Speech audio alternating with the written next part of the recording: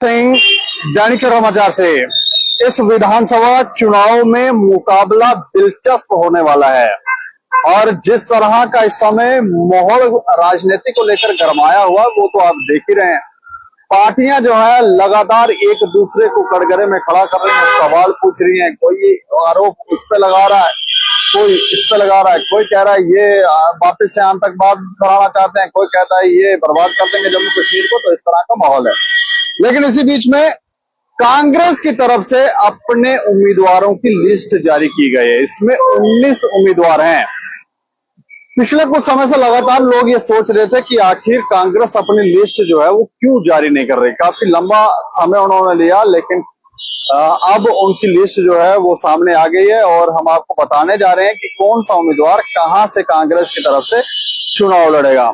National conference और कांग्रेस का इस चुनाव में, इस विधानसभा चुनाव में गठबंधन है और 32 सीटों के ऊपर कांग्रेस जो है वो अपने उम्मीदवार उतारेगी और 51 सीटों के ऊपर नेशनल कॉन्फ्रेंस अपने उम्मीदवार उतारेगी। इसके अलावा 5 सीटें ऐसी हैं जहां पर दोनों अपने अपने प्रत्याशी उतारेंगे, मतलब 5 सीटें ऐसी दोनों उतारेंगे और एक सीट के ऊपर पैंथर पार्टी और एक माकपा को दी गई है। ये गठबंधन जो हुआ उसमें ये सीटें जो है अनाउंस की है, लेकिन नाम आपको बता देते हैं कि कौन सा प्रत्याशी जो है वो कहां से चुनाव लड़ने जा रहा है। रमन भल्ला के बारे में सबसे पहले आपको बता दें क्योंकि रमन भल्ला का एक नाम है और सब जानना चाहते हैं कि वो कहां से लड़ेंगे। क्या वो बाहुबली सीट से लड़ेंगे या फिर आरएसपुरा। तो आपको बता दें कि जो नाम अनाउंस किया गया है, जो कांग्रेस की तरफ से लिस्ट जारी की गई है, उसमें आरएसपुरा जम्मू साउथ से रमन भल्ला का नाम अनाउंस किया गया। उनका मुकाबला भाजपा के नरेंद्र सिंह रैना से होगा, आरएसपुरा। तो ये भी दिलचस्प एक देखने वाली बात होगी कि इसमें कौन सा उम्मीदवार जो है वो बाजी मारता है। इसके अलावा बहु सीट जिसके ऊपर भाजपा की तरफ से विक्रम रंधावा को उतारा गया है, तो वहां पर कांग्रेस की तरफ से या हम यूं कहें गठबंधन, जो नेशनल कॉन्फ्रेंस और कांग्रेस का गठबंधन है, वहां उन्होंने टीएस टोनी को उतारा है। टीएस टोनी का मुकाबला विक्रम रंधावा, बीजेपी के चौधरी विक्रम रंधावा के साथ होने जा रहा है। इसके अलावा जम्मू ईस्ट से योगेश सानी को उतारा गया है। जम्मू ईस्ट के बारे में तो आप जानते ही हैं कि इस समय भाजपा का कौन सा उम्मीदवार यहाँ पर चुनाव लड़ रहा है। युद्धवीर सेठी चुनाव लड़ रहे हैं भाजपा की तरफ से। इसके अलावा इंडिपेंडेंट कैंडिडेट जो है वो एडवोकेट चंद्रमोहन शर्मा जो है वो भी मैदान में। तो इन तीनों का कड़ा मुकाबला होने वाला और देखने वाली बात होगी कि कौन इसमें विजयी होता है। नगरोटा से बलबीर सिंह को उतारा गया है कांग्रेस की तरफ से। बलबीर सिंह का मुकाबला देवेंद्र सिंह राणा से होने जा रहा है। देवेंद्र सिंह राणा का तो वैसे भी आप जानते हैं कि वो एक कदावर नेता है।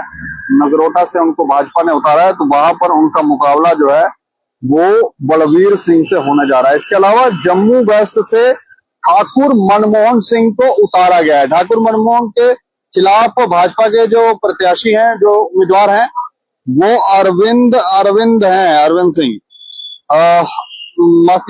हैं वहां पर। और मर्ड कंस्टिट्यूएंसी से जो एससी है वहां पर मूला राम को उतारा गया है कांग्रेस की तरफ से। इसके अलावा बिश्ना से नीरज कुंडल और सांबा से कृष्णदेव सिंह को उतारा गया है। कृष्णदेव का मुकाबला सुरजीत सिंह सलातिया से सांबा में होगा। इसके अलावा रामगढ़ से यशपाल कुंडल को उतारा गया है। हीरानगर से राकेश चौधरी जट को उतारा गया है। जसरोटा से ठाकुर बलबीर सिंह को उतारा गया है। इसके अलावा बसोली से चौधरी लाल सिंह को उतारा गया है।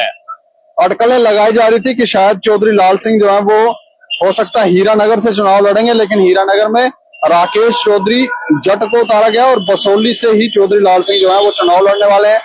इसके अलावा बिलावर से डॉक्टर मनोहर लाल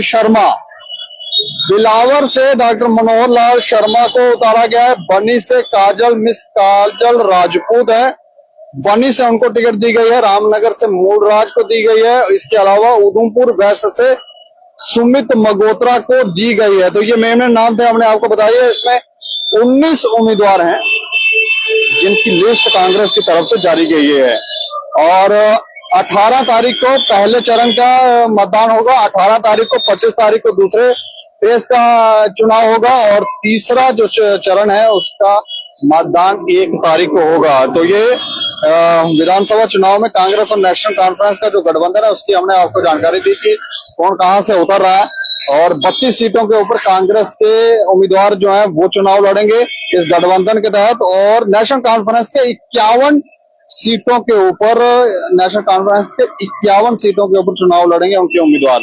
इसके अलावा 5 सीटें ऐसी हैं जिन पे दोनों अपने अपने प्रत्याशी उतारेंगे और एक सीट पर माकपा और एक सीट पर पैंथर पार्टी अपना उम्मीदवार उतारेगी।